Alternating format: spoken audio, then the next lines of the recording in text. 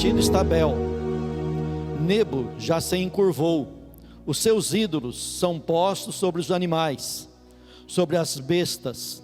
As cargas dos vossos fardos são canseira para as bestas já cansadas. Juntamente se encurvaram e se abateram. Não puderam livrar-se da carga, mas a sua alma entrou em cativeiro. Ouvi-me, ó casa de Jacó, e todo o resíduo da casa de Israel, vós, a quem trouxe nos braços desde o ventre e levei desde a madre. E até a velhice eu serei o mesmo, e ainda até as cãs eu vos trarei. Eu o fiz, e eu vos levarei, e eu vos trarei e vos guardarei. A quem me fareis semelhante, e com quem me igualareis, e me comparareis, para que sejamos semelhantes? Gastam o ouro da bolsa, e pesam a prata nas balanças, assalariam o ourives, e ele faz um Deus, e diante dele se prostram e se inclinam. Sobre os ombros o tomam, o levam e o põem no seu lugar. Ali está, do seu lugar não se move. E se que recorrerem a ele, resposta nenhuma dá, nem livra ninguém da sua tribulação. Lembrai-vos disso e tende ânimo, reconduzi-o ao coração, ó prevaricadores.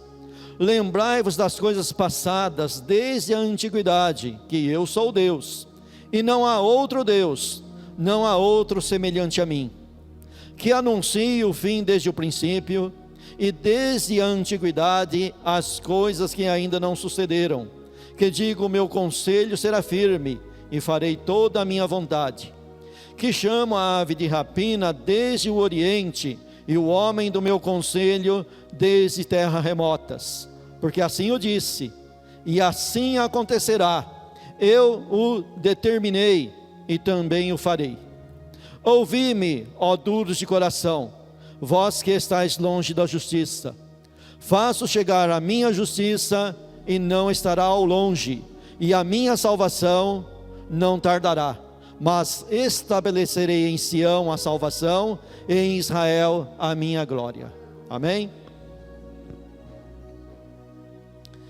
Alguém disse, numa certa época bem distante da nossa, que o coração humano, o coração do homem, é uma fábrica de ídolos. Que o coração humano produz muitos ídolos. E ídolo é algo que vai tomar o lugar de Deus. Então o coração humano produz um ídolo, expulsa Deus e coloca o ídolo no lugar de Deus.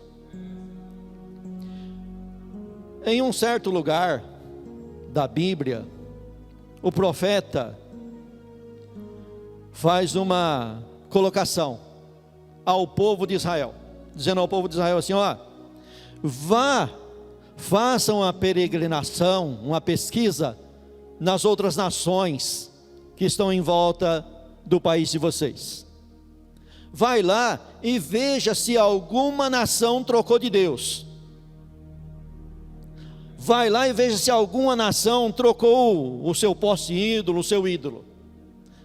E ele diz assim, ó, embora eles não sejam Deus, mas as nações não têm por costume trocar de Deus.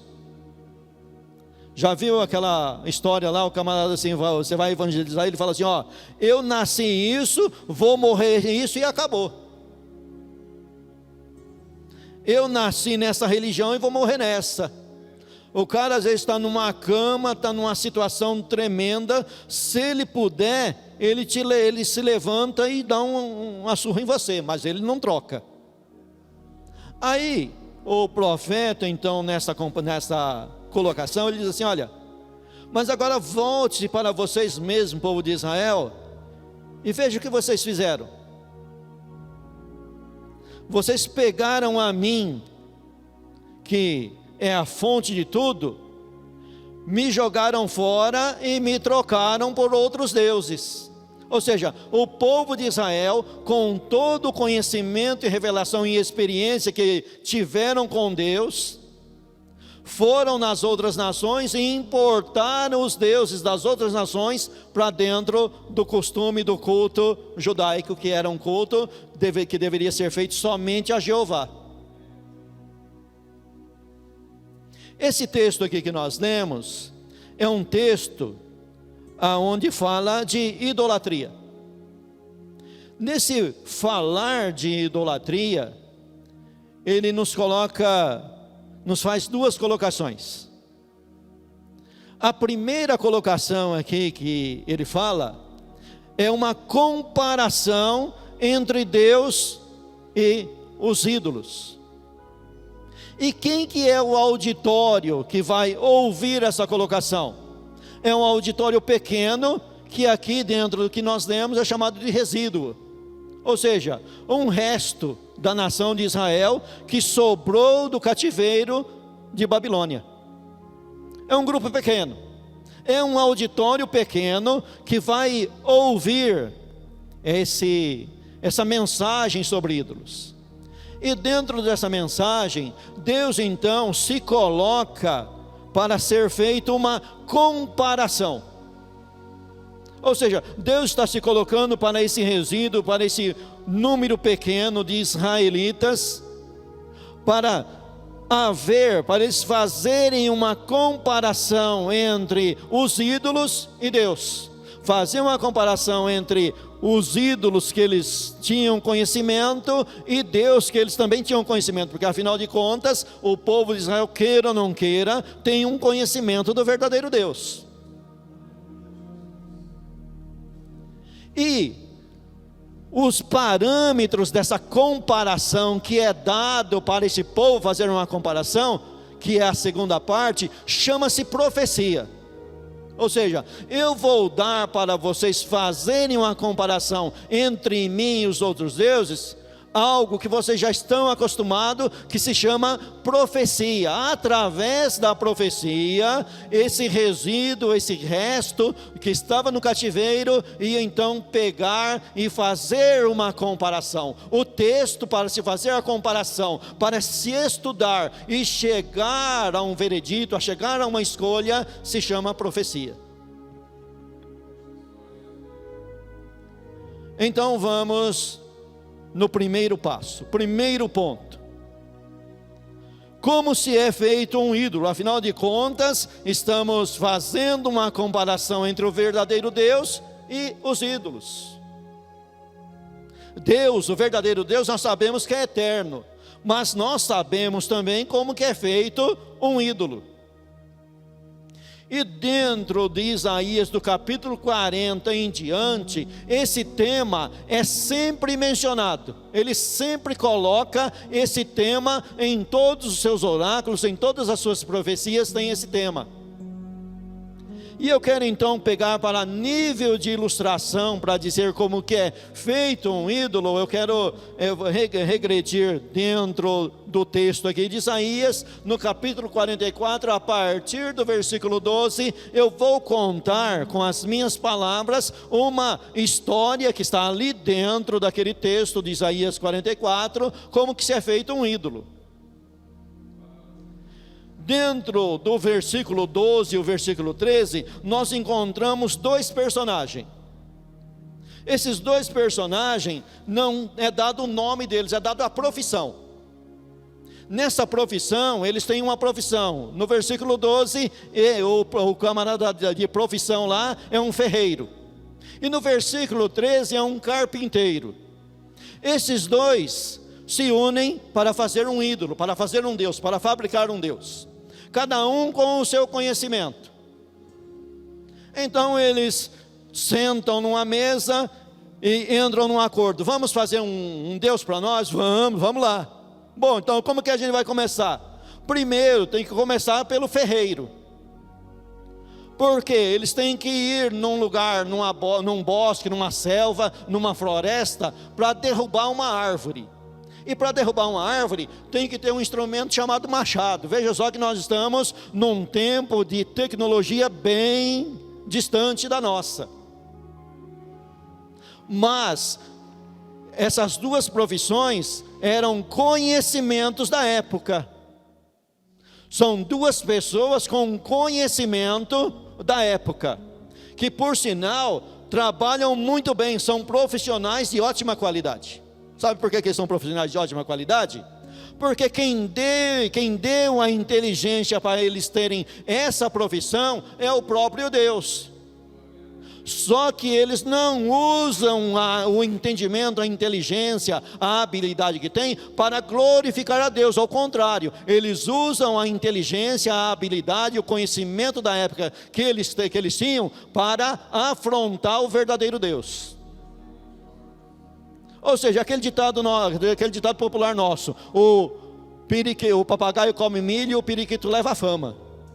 Deus é o dono, Deus é o que dá tudo, e o ídolo é que vai levar a fama. Então, primeira coisa, o ferreiro então toma a decisão, ele tem que fazer um machado, ele tem que fabricar um machado. Mas o processo de fabricar esse machado não é tão fácil, e no versículo 12, você vai encontrar ele trabalhando muito afincamente, ele está trabalhando com toda a sua força, com toda a sua dedicação, ao ponto dele ficar com fome e com sede. Ou seja, ele trabalhou tanto, ele se envolveu tanto no projeto, que ele não comeu e nem bebeu, e sabe o que aconteceu com ele? Ele desmaiou. Sabe o que isso significa? O que significa isso daí? Significa o seguinte, o camarada que vai fazer um Deus para ele orar a esse Deus, ele mesmo está cheio de fraquezas, ele mesmo não consegue levar o projeto dele mesmo da maneira que ele queria, ele desmaia, de tão fraco que ele é. Se ele é o Criador, é fraco desse jeito, imagina a criatura, vai ser mais fraco do que ele. Mas o camarada não desiste não, ele é igual aqueles camaradas lá do Nordeste, não, eu finco o pé e vou em frente, e ele vai em frente. Aí entra o terceiro, que é o carpinteiro. Veja só que aqui existem duas profissões, uma completa a outra. Geralmente o cara que faz força não tem muita inteligência para certos projetos, e quem tem inteligência para certos projetos, se mandar ele fazer força, ele fala: mas eu não estudei para isso. Não é que ele não estudou para isso, é que ele não tem força para fazer um negócio, é porque um tem que ajudar o outro. Por isso que você diz, quando você vai lá ler lá sobre idolatria, e um fala para o outro assim, vamos se ajudar, vamos se esforçar. Um fala para o outro: vamos se esforçar, continua aí que eu continuo daqui. Aí o carpinteiro tem outras ferramentas, ele já tem as ferramentas na mão. O carpinteiro é um trabalho um pouco mais assim, metódico, mais bonito, né? Não é grosseiro igual o ferreiro. E eles então vai atrás do seu projeto. Mas para ir atrás do seu projeto não termina só aí, o negócio é complicado. Eles então precisam ir numa floresta, e os dois partem para a floresta, ali no texto de Isaías 44, chamado de bosque. E ali então eles entram na floresta e vão procurar uma árvore de boa qualidade. E o texto lá diz assim, que eles chegam a plantar um olmeiro. Mas peraí, calma lá, uma árvore, madeira de lei, leva 200, 300 anos para crescer. Mas será que o profeta está querendo dizer que ele plantou, o ser humano plantou uma árvore e ficou esperando 200, 300 anos para fazer um Deus? Não, ele está usando essa expressão para dizer como que eles se empenharam. E lá o texto diz que o camarada plantou a árvore, e quem fez a árvore crescer foi a chuva. Veja só. Se existe a lei da natureza aí, né? Mas a lei da natureza, quando um passarinho pega e leva uma semente de uma árvore e semeia ela em outro lugar, quem vai fazer com que aquela semente nasça, a gente pode chamar-se de lei da natureza. Mas essa lei da natureza tem um criador, o criador dessa lei, dessa natureza, foi Deus. Então quem manda a chuva para essa árvore crescer é Deus. Então está dizendo assim, esses camaradas têm um afinco, eles têm uma dedicação. Dentro dessa dedicação eles levaram um longo período, e dentro desse longo período eles encontraram a árvore certa.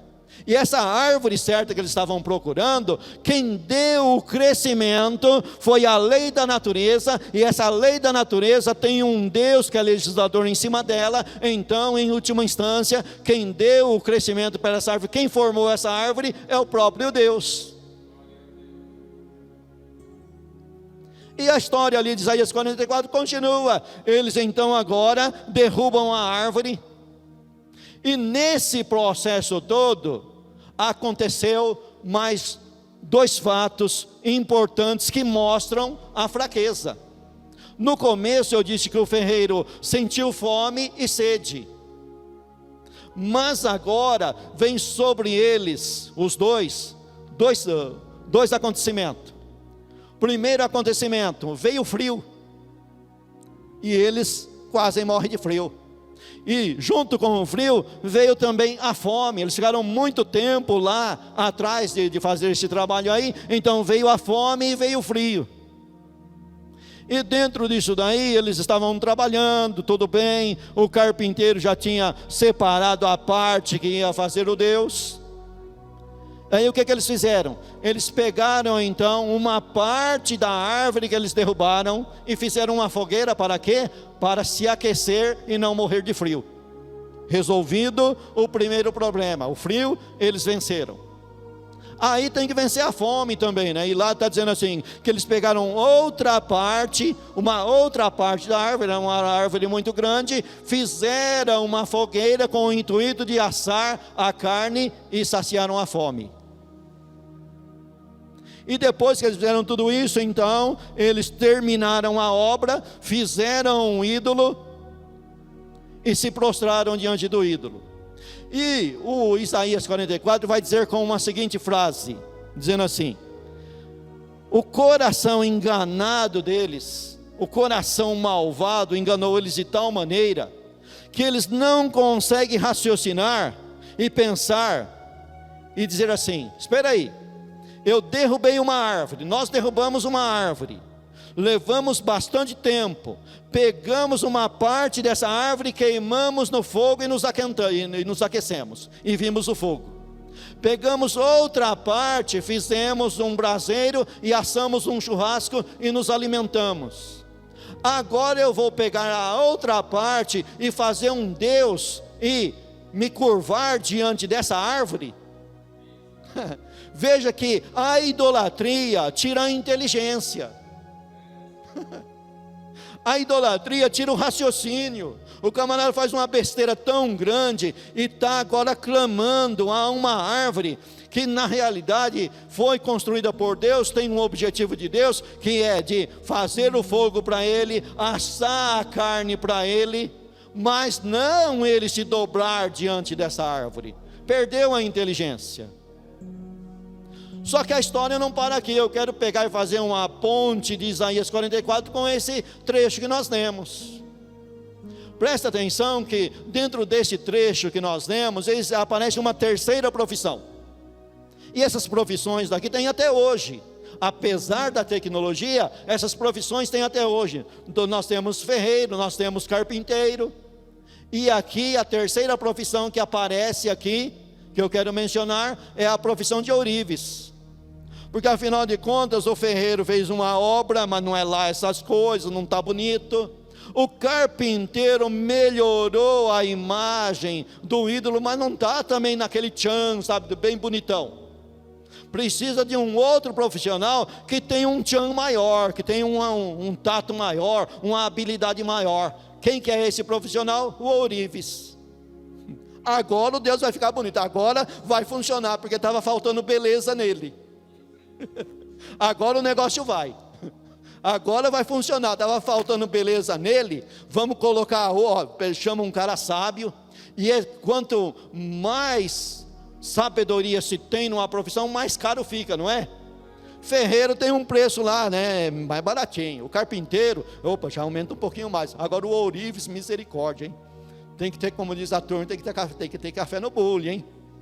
Então o camarada lá, os adoradores juntaram o dinheiro do ano inteiro, não só de um, mas tiveram que fazer uma vaquinha muito grande para contratar o ourives. Além da mão de obra dele ser cara, o produto a ser usado é caríssimo. Agora vai funcionar, porque nós temos um produto caro com uma mão de obra caríssima. Agora vai funcionar, agora vai ficar bom. Agora, Deus não estava ouvindo a gente, esse Deus não estava ouvindo a gente, mas a gente agradou ele tanto que agora ele vai ouvir. Mas o que é isso daí? Falta de inteligência. A idolatria tira a inteligência. Mas como que o cara cai em certos golpes que existem por aí? A idolatria tira a inteligência. E se juntar a idolatria com ganância, aí que vira uma presa fácil. Juntou a idolatria com a ganância, ó, faz isso, me dá tanto que você vai ficar rico, o camarada dobra o preço. Ó, então se eu der 100, eu aumentar isso para 200, eu vou ganhar o dobro. Aí o cara está enrolado na vida. Então nós temos aqui o ourives. O ourives deixou o negócio bonito. Só que o negócio não para aí. Eles levaram o ídolo para casa. Então o texto fala que o ídolo não se move. O camarada fabrica ele e tem que carregar ele para casa. E coloca num lugar e fixa com um prego para ele não cair. Porque se cair, ó, o trabalho todo perdido, né? Já pensou? Fizemos o ídolo, tivemos o maior trabalhão, cobrimos ele de ouro e agora caiu? Está danado, não, né? Então vamos tomar um todo cuidado. Mas aí, ele está lá no altar, não se move, mas só que tem uma coisa, tem uma procissão. E nessa procissão, é distante. Essa procissão a gente vai ter que fazer uma procissão para honrar tal Deus e ficar lá em tal cidade, e vai ser um caminho de 4, 5 dias, uma semana ou 2 semanas. E aí o adorador entra em cena e começa a carregar ele. Mas o que acontece? O adorador se cansa, fica cansado, se cansou, está super cansado. Agora então ele tem um segundo plano. Já que a gente está cansado, vamos colocar em cima do jumento. Vamos pegar o pobre do jumento. O jumento não tem culpa de nada, mas vai ter que carregar. O jumento não fez, o jumento não pediu, o jumento não tem inteligência, não, mas o jumento vai carregar. Aí sabe o que acontece também com o jumento? Ele se cansa. Fica todo mundo cansado. Fica tudo cansado. E agora eu quero entrar na segunda parte da mensagem, que é a comparação entre Deus Jeová e esses ídolos que estão sendo carregados, que os adoradores estão cansados. Povo pequeno, um grupo pequeno, olha para tudo isso e comece a fazer uma comparação. Eu estou aqui me colocando para fazer uma comparação. Esses deuses têm que ser carregados pelos adoradores, mas faça uma comparação comigo. E aqui então ele vai falar aqui no versículo 3: ouvi-me, ó casa de Jacó, e todo o resíduo da casa de Israel, vós a quem trouxe nos braços desde o ventre e levei desde a madre. Os adoradores de ídolo faz um ídolo e tem que carregar o ídolo. O Deus Todo-Poderoso, o Senhor Jeová, pegou os seus adoradores, guardou ele desde o ventre da madre, desde antes do nascimento. O verdadeiro adorador de Jeová é escolhido por Deus na eternidade. Então a primeira comparação que eu quero que vocês entendam: vocês não me carregam, é eu que carrego vocês. Não é vocês que me alimentam, é eu que alimento vocês. Não é vocês que colocam a chuva na terra para dar o alimento, é eu que coloco a chuva na terra e faço o grão produzir para dar alimento para vocês. Eu carrego vocês desde a madre. Você é chamado para uma eterna salvação antes de você nascer. povo pequeno e duro de coração. Coloque isso no teu coração, coloque isso no teu entendimento. Não seja burro igual o idólatra, não seja burro igual o adorador de ídolos. Você não foi chamado para ser burro, você foi chamado para ser inteligente. Com quem que vocês vão me comparar? Vamos fazer uma comparação aí, versículo 4. E até a velhice eu serei o mesmo, e ainda até as cãs eu vos trarei. Eu o fiz e eu vos levarei, e eu vos trarei e vos guardarei.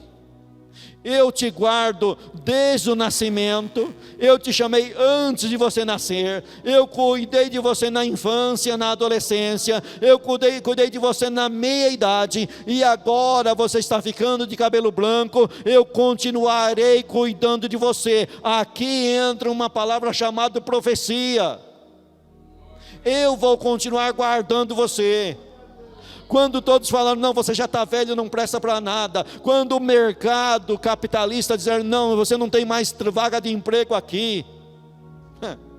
Quando a igreja se encher de jovens e o jovem falar, não, aqui mudou tudo, aqui não tem mais ideia para essas ideias ultrapassadas não. Deus vai falar para você, eu continuo te guardando, eu continuo te ajudando, eu sou o mesmo ontem, hoje e eternamente. Se a sociedade te rejeita, se os filhos e os netos agora não querem mais saber de você, saiba de uma coisa, Deus continua querendo saber de você. Se a mãe esquecer do filho, eu todavia não me esquecerei de vós. Pode até ser que a mãe esqueça do filho, mas eu não me esquecerei de vocês. No mundo em que estamos vivendo, que a natureza está mudada, porque quem já viu uma mulher ter um filho e colocar ele no lixo? O natural, sabe, o natural está sendo invadido, está sendo dominado. O natural é a mãe cuidar do filho, até morrer pelo filho, mas elas estão tendo o filho aí colocando no lixo. Mas mesmo que isso aconteça, não acontece em Deus, Ele continua com você. Comece a fazer a comparação, comece a comparar. E aí ele diz no versículo 5, a quem me farei semelhante, e com quem me igualareis, e me comparareis, para que sejamos semelhantes? E aí ele vai falar aqui do que nós já falamos, né? O ourives, o cara toma toda a sua economia, contrata o ourives, e coloca o Deus no ombro, e vai lá. Mas, vamos continuar aqui na mensagem. Feito então a comparação, vamos partir então para o mais importante da mensagem. O mais importante da mensagem está dentro da palavra profecia. E essa palavra profecia, aqui no versículo 1 de Isaías 46, ela fica subentendido numa palavra juízo. Porque a profecia é uma palavra inspirada por Deus, que nós gostamos muito dela no sentido de dom espiritual, nós gostamos muito e vamos atrás, mas ela existe, o dom de profecia, que nós gostamos muito de saber o que vai acontecer com a nossa vida, se Deus vai nos abençoar ou não, nós gostamos muito disso daí. Só que essa profecia defendida aqui, ela vai além de dom de profecia. E aqui, dentro desse texto que eu li, ela começa com juízo. Existe uma profecia de juízo sobre os idólatras. Não somente sobre os idólatras, também sobre os ídolos. Mas dentro de um contexto bíblico geral, o que é um ídolo? Paulo vai dizer que o ídolo não é nada. Nós sabemos que ele não é nada.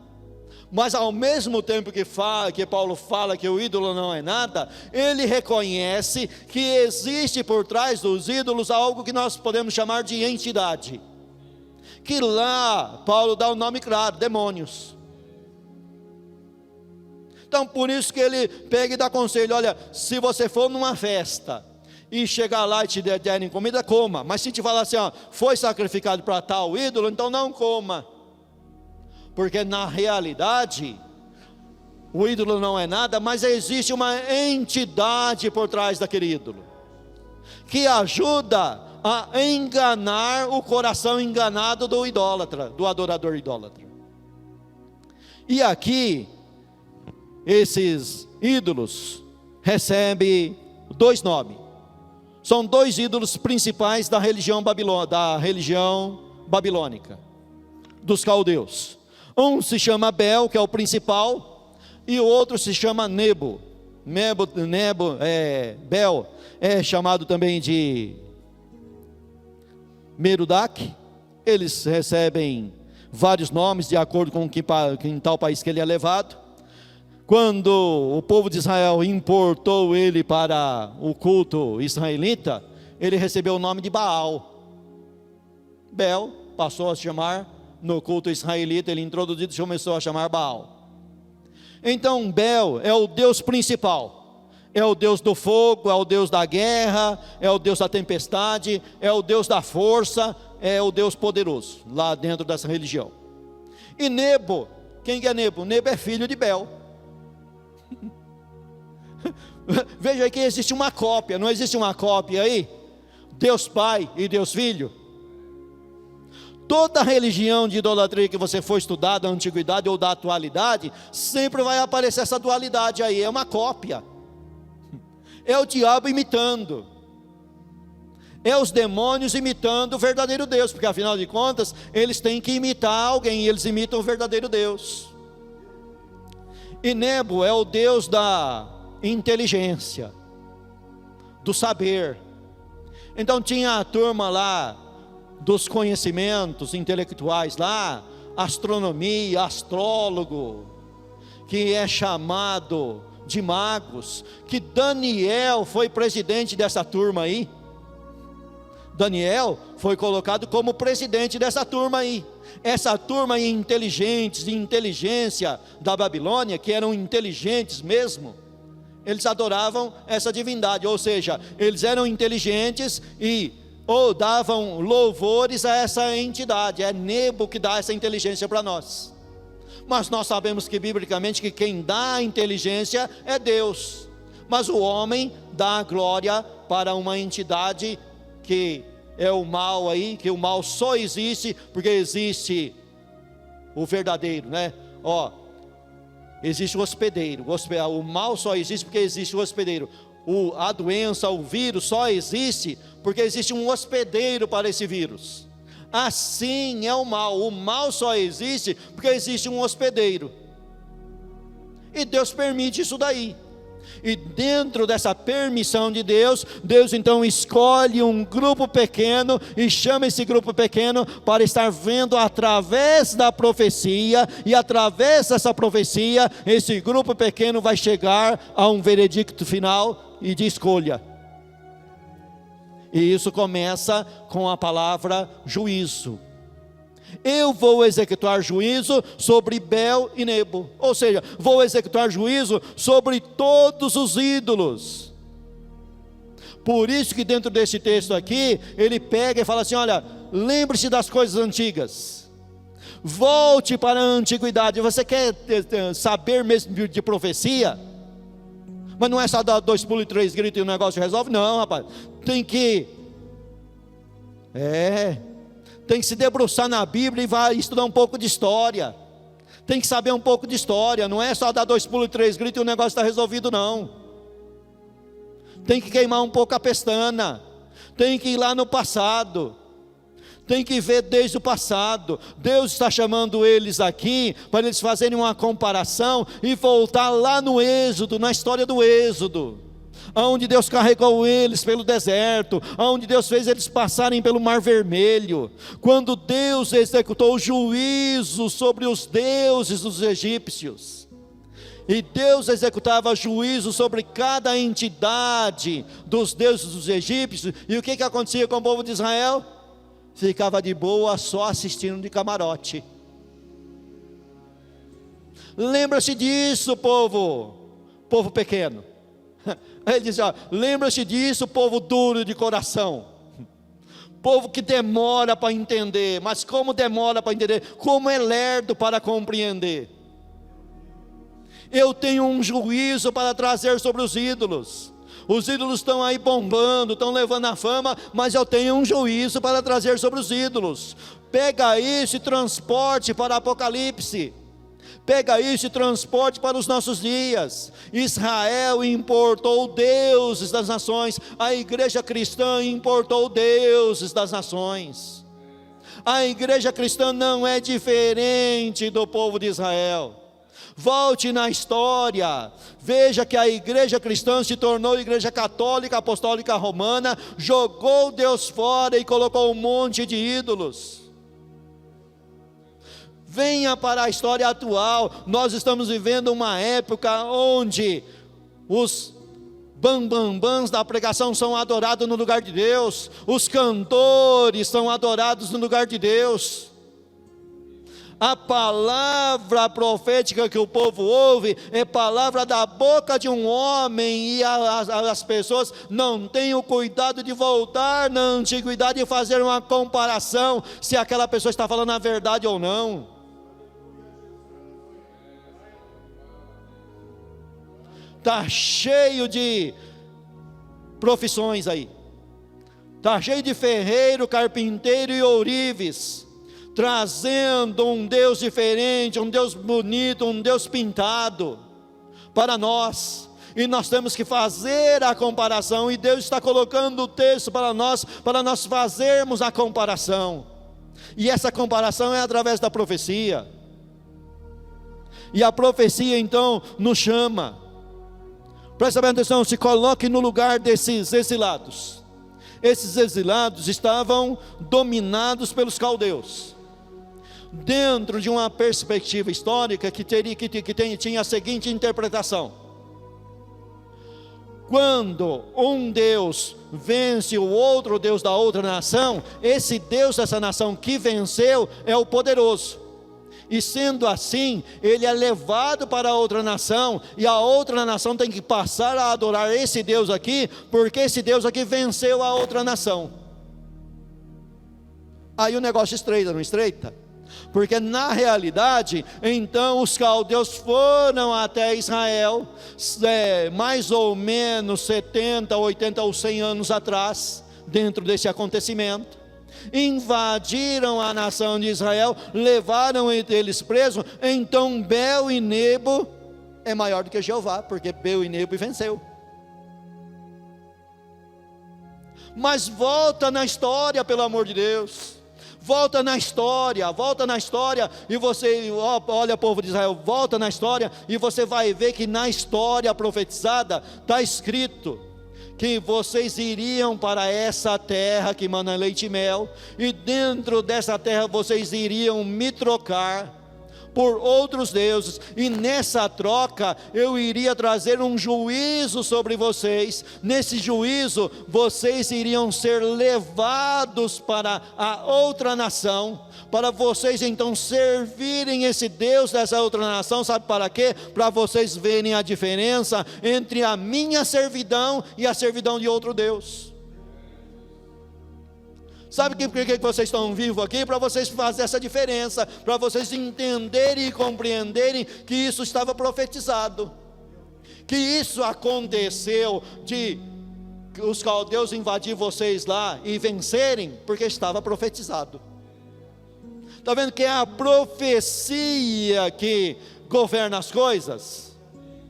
Deus governa as coisas através de algo chamado profecia, e ele então pega um grupo seleto que ele escolhe e coloca essa profecia na tua mão, para você então ver através dessa profecia, compreender através dessa profecia, e ficar com o Deus verdadeiro através dessa profecia. Então já está profetizado. Já estava profetizado que dentro da igreja primitiva iriam entrar os falsos mestres, iriam entrar os falsos apóstolos, os falsos doutores. Estava tudo escrito, está tudo registrado, está tudo profetizado. Você não precisa falar: não, eu não vou mais pisar o pé naquela igreja lá, não serve mais para mim. Não, espera aí, está profetizado. Sabe o que você precisa fazer? Ver a profecia e ficar na verdade. Você veja que Cristo, Ele nunca deixou de ir ao templo. Por quê? Porque Cristo é a própria profecia, Ele sabe da profecia, Ele conhece a profecia. E para terminar, sabe o que é essa profecia que diz?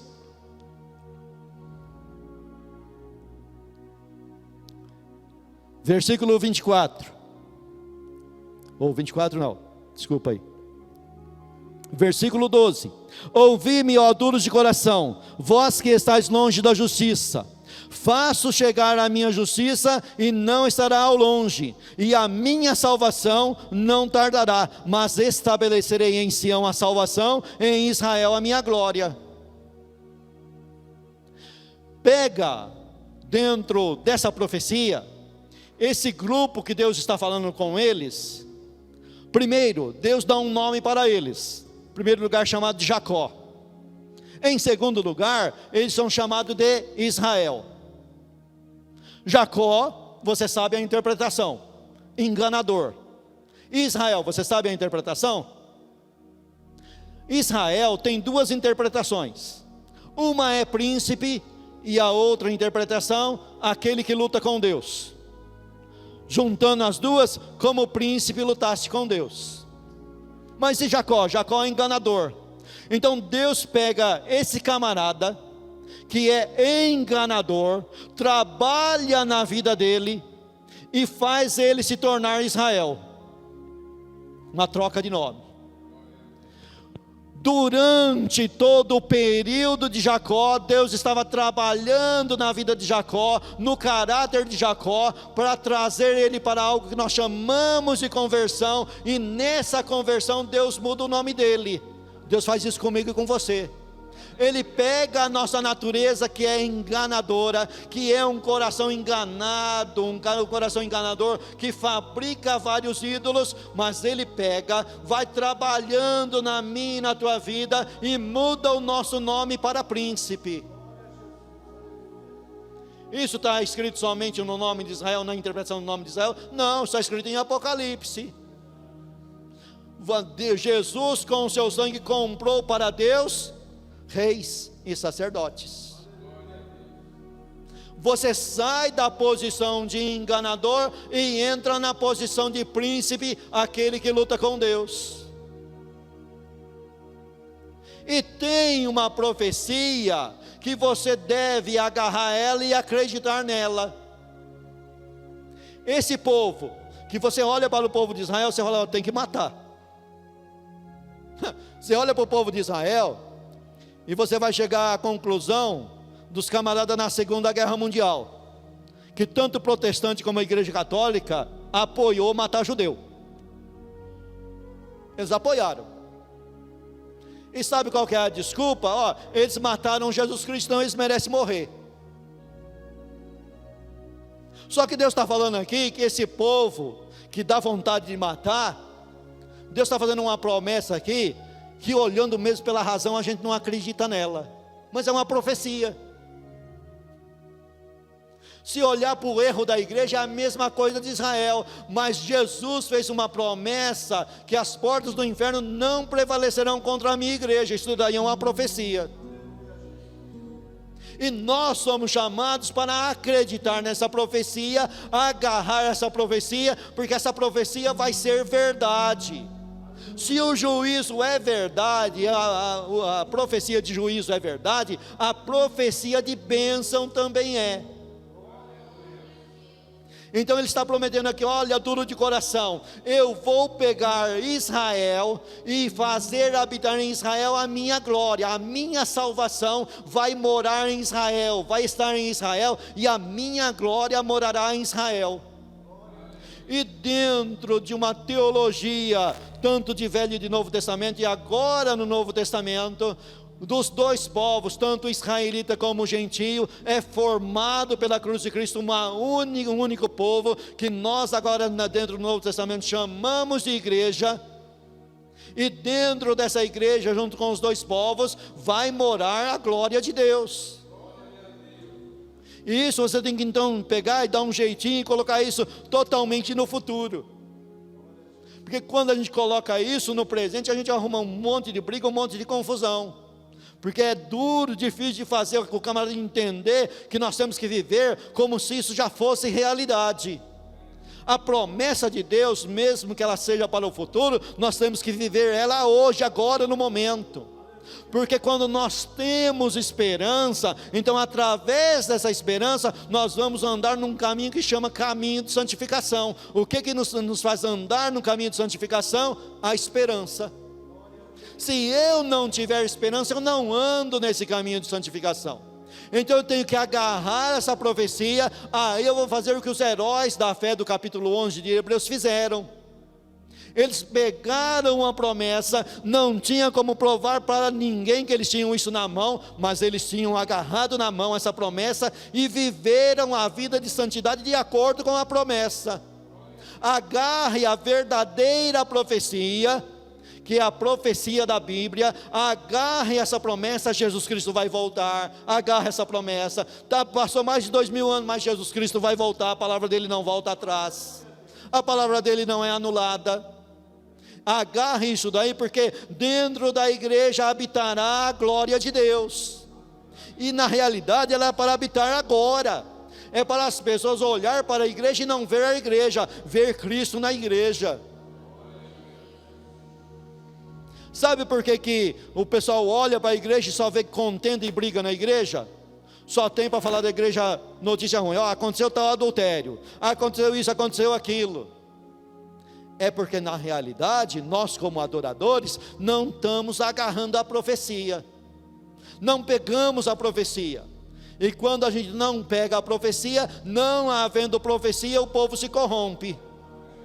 Aí o camarada pega esse texto, tira do contexto, arruma um monte de profeta atrapalhado, e todo mundo entra numa vida atrapalhada.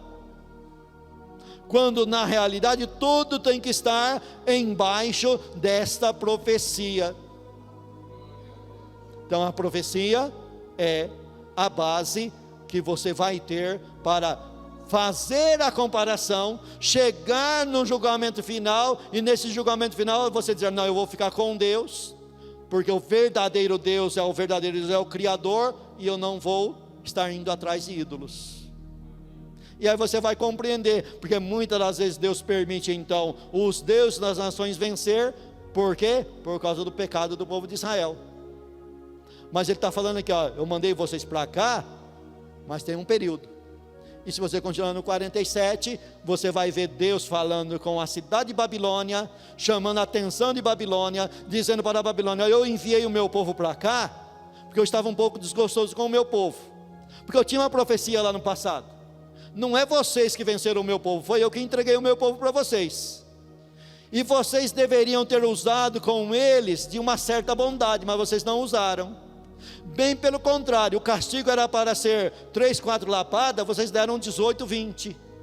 O castigo era para matar os guerreiros, vocês mataram as crianças e os velhos. O castigo era para matar os falsos profetas, vocês pegaram os verdadeiros adoradores e mataram junto. Vocês fizeram muito pesado o jugo sobre o meu povo. Sabe o que eu vou fazer com vocês agora? Vou levar vocês para o cativeiro.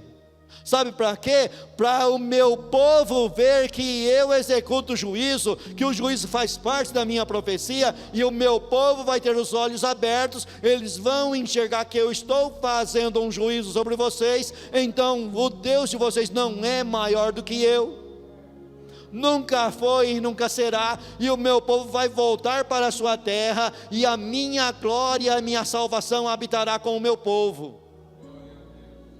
Assim será com a igreja, amém? Deus te abençoe e te guarde.